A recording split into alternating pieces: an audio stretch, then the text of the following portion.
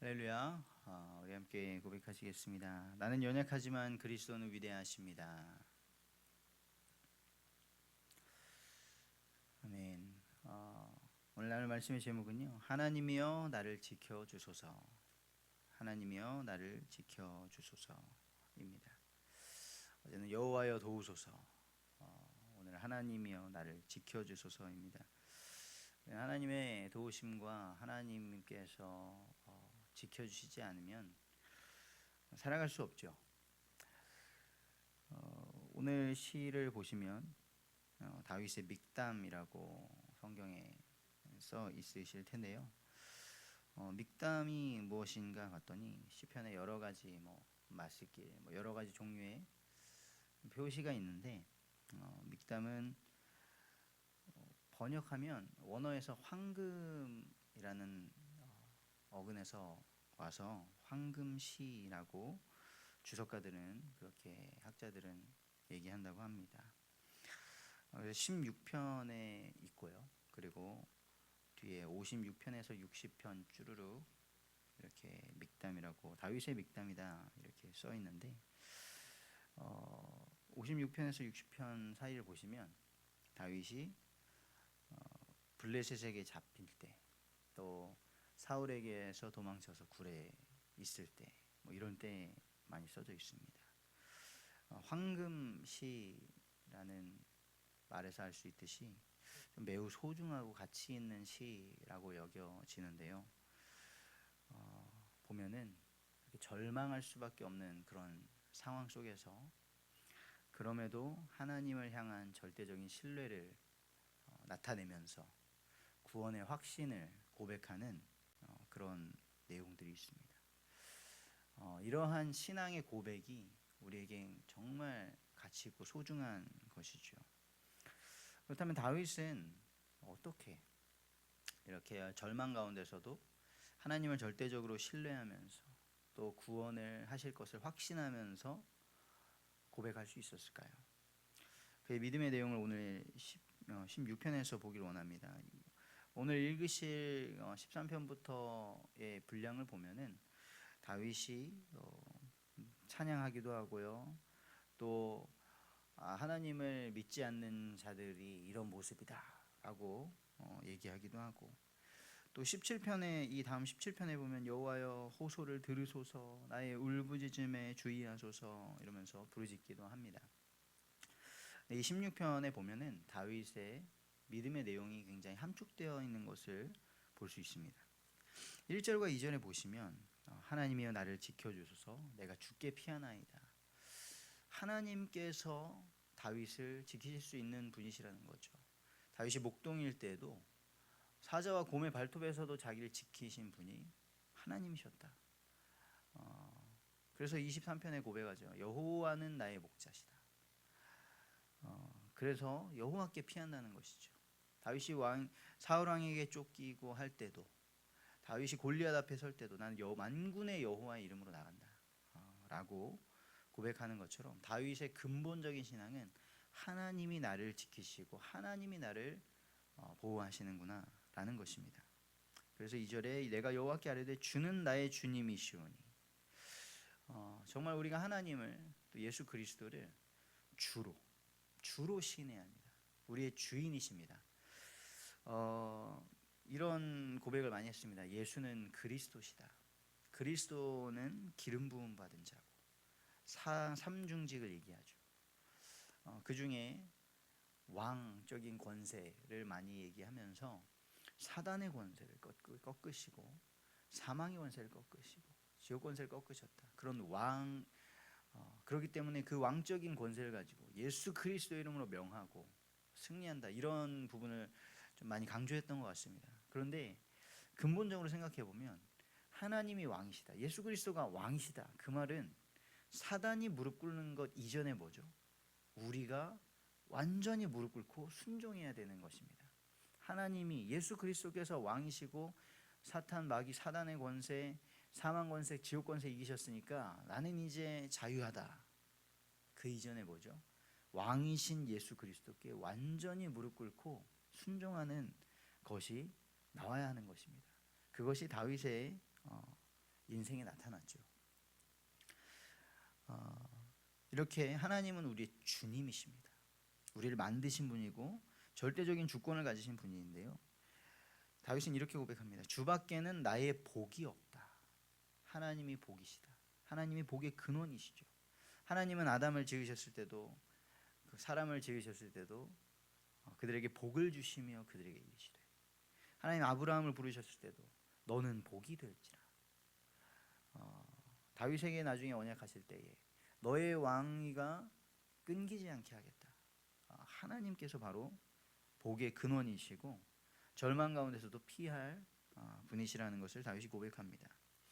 3절과 4절에 보시면 성도, 하나님을 믿는 자들과 또 하나님을 믿지 않는 자들이 나타나는데요. 땅에 있는 성도들은 존귀한 자들이다. 우리는 하나님의 부르심을 받은 성령의 안에 거하시는 성도이죠. 우리가 존귀한 자들이라는 것을 하나님께서 우리를 부르시고 우리를 위하여서 예수 그리스도 독생자를 보내실 정도로 우리가 존귀한 자라는 것을 기억하시기 바랍니다. 그래서 다윗은 나의 모든 즐거움이 그들에게 있다. 우리가 구원받았다는 사실을 생각한다면, 구원받은 자들이 함께 모여서 믿음을 지키고 서로를 세워주고 또 다른 영혼을 구원하는 일에 우리가 함께 한다는 것을 안다면 얼마나 존귀한 자들인지를 알고 우리의 즐거움이 주님의 교회 안에 있을 줄 믿습니다. 그리고 4절에는 불신자를 말합니다. 다른 신에게 예물을 드리는 자는 괴로움이 더할 것이다. 이것은 저주가 아니죠. 그렇게 사탄, 마귀, 다른 신 섬기면 멸망받는다. 이것은 너 저주받아 라는 것 이전에 정말 하나님께서 말씀하신 것이고요. 그 영혼이 하나님을 믿는 성도가 존귀한 자인데 그 하나님의 형상을 잃어버리고 다른 신에게 절한다는 것은 정말로 비참하고 슬픈 일인 것입니다. 그들에게는 괴로움이 더할 수밖에 없습니다. 괴로움을 없애려고 더 우상을 찾고 다른 신을 찾지만, 나의 문제를 해결해주고 나를 성공시켜줄 다른 신들을 찾지만 그렇지 않죠. 마귀는 거짓의 아비고요. 도둑이 오는 것은 죽이고 도둑질하고 멸망시키려는 것 뿐입니다. 그래서 다윗이 딱 선을 긋는 것입니다. 나는 그들이 드리는 피의 전제를 드리지 아니하며 내 입술로 그 이름도 부르지 아니할 것이다. 믿음을 지켰던 자들은 바벨론의 포로로 갔던 다니엘, 세 청년, 에스더 이런 자들도 모르드게도 이러한 고백을 했었던 것이죠. 5절에서 6절에 보면요, 여호와께서 주신 분기, 기업을 말합니다. 다윗은 왕이 되고자 소원했던 적이 없습니다. 하나님께서 절대적인 주권 가운데 시편 78편에서는 다윗이 이미 목동으로 있었을 때, 그 양의 무리에 있었을 때에 하나님께서 그를 왕으로, 이스라엘의 자기 민족의 지도자로 부르셨고 준비시키셨다고 하셨습니다. 그래서 다윗은 여호와는 나의 산업과 나의 잔의 소득이시다. 나의 분깃을 지키시는 분이시다 라는 것입니다. 하나님께서 주신 것이고 내가 받은 모든 거 하나님께서 주신 것이다. 그래서 하나님께서 지키신다 라는 것을 고백하고요, 내게 줄로 재어준 구역, 하나님께서 정해주셨다는 것이죠. 그래서 다윗은 골리앗을 이기고 그리고 나중에 남북을 통일하고 이렇게 태평성대를 이루었을 때요, 더 나아가지 않습니다. 하나님께서 저 애굽 경계로부터 저 메소포타미아 딱 경계까지 주신 그 이상을 넘어가지 않습니다. 그래서 따지고 보면 이스라엘 영토가 크지 않죠. 그런데 그곳까지 이미 신명기에서 왕이 어떻게 해야 되는지를 다윗은 알고 그 이상의 병력, 그 이상의 땅을 구하지 않았습니다. 더 정복하려고 하지도 않았습니다. 나의 기업이 실로 아름답도다. 하나님께서 주신 그 산업과 분깃이 아름답다는 것이죠. 7절과 8절에 보면 이 다윗이 하나님 앞에 어떻게 서냐, 나를 훈계하신 여호와를 송축할지라. 다윗은 하나님의 훈계를 받았습니다. 하나님의 가르침을 받았고요. 때로는 하나님의 책망을 받았죠. 그리고 그 가르침을 따라갔고 하나님께서 책망하실 때에는 돌이켰습니다. 밤마다 내 양심이 나를 교훈하도다. 우리의 양심이 굳어버리고 하나님의 말씀이, 하나님의 책망이 더 이상 들리지 않을 때, 죄가 죄인 줄 모르고 그곳에서 벗어날 수 없을 때가 가장 위험하고 슬픈 상태이죠. 그래서 다윗은 이렇게 스스로를 이렇게 고백했습니다. 내가 여호와를 항상 내 앞에 모시며. 하나님은 항상 계시죠. 하나님은 지금도 우리와 함께 계십니다. 그런데 우리의 마음이 과연 하나님을 우리 앞에 모시는가? 내가 무엇인가를 할 때에, 내가 중요한 무엇인가를 하고, 내가 누군가를 만나고 어딘가에 있을 때에 하나님은 항상 거기에 계시는데, 하나님 우리가 죄 짓는 가운데도 계시겠죠. 그런데 그때에 우리가 하나님을 앞에 모시는가? 그래서 미국의 남북 전쟁에 승리했던 링컨 대통령은 다들 그들도 기독교인들 아니겠습니까? 똑같은 기독교인임에도 불구하고 노예를 가져야 된다고 생각하는 사람들이 있었고요. 노예를 해방해야 된다는 사람들이 있었는데 전쟁을 할 때에 링컨은 그렇게 기도했다고 하죠. 하나님께서 우리 편에 서 주십시오라고 기도하지 말고 우리가 하나님의 편에 설 수 있도록 기도하자. 그렇습니다. 다윗도 하나님을 믿었고 사울도 하나님을 믿었는데요. 하나님을 내 앞에 계시다고 스스로 모시는가, 하나님을 주로 고백하는가라는 것이 그들의 인생길을 나누어 버렸습니다. 그가 나의 오른쪽에 계심으로 내가 흔들리지 아니하리로다. 하나님께서 내 앞에 나의 오른쪽에 계셔야 우리가 흔들리지 않는 것입니다. 우리가 믿음을 선택하고 싶어도, 우리가 하나님의 말씀을 따라 순종하고 싶어도 그것이 마치 내 인생을 망칠 것 같고, 나의 좋은 친구들을 다 떠나가게 할 것 같고, 내가 복음을 말했을 때, 내가 하나님이 원하시는 뭔가를 했을 때, 아마 신자분들은 그런 것도 고민하실 수 있습니다. 고민을 꼭 하셨으면 좋겠습니다. 너무나 가까운 사람, 누군가가 주일날 결혼을 하고 주일날 뭔가가 있습니다. 예배해야 됩니까? 거기 가야 됩니까? 물론 그가 불신자라면 그들에게 또 복음을 전하기 위해서 또 만남의 시간을 가질 수도 있을 것입니다. 그런데 과연 내가 예배를 포기하고 그 사람을 만나러 가서 뭔가를 하면 그 영혼을 얻을 수 있을까요? 그것을 알 수 없습니다. 물론 다 거절하고 다 끊어버리고 나는 예배만 하고 그렇게 살라는 말이 아닙니다. 우리는 어디에 들어가서 도 닦는 사람들이 아니죠. 그런데 불신자들은 보고 있습니다. 과연 저 사람과 내가 다른 게 뭔가? 저 사람은 우리와 뭐가 다른가? 예수님을 믿는다는 사람들은 뭐가 다른가를 보고 있습니다. 우리에게 가장 딱 보이게 나누어지는 것은 예배하는 날과 그리고 믿음의 가정을 이루는 결혼이죠. 그래서 이 하나님을 우리 앞에 두고 살아가는 이 인생을 우리가 다윗과 같이 살아가길 원합니다. 그래서 9절부터 11절에 9절에 이렇게 말하죠. 이러므로, 이렇게 내가 하기 때문에, 이러므로 어떻게 됩니까? 나의 마음이 기쁘다라는 것입니다. 하나님을 항상 내 앞에 모시고 하나님의 말씀을 따라가고, 그렇게 하면 내 인생이 제한되고 내가 세상에서 누릴 거 못 누리고 할 것 같은데, 다윗은 이렇게 사니까 나의 마음이 기쁘다라는 것입니다. 그리고 나의 영도 즐거워한다.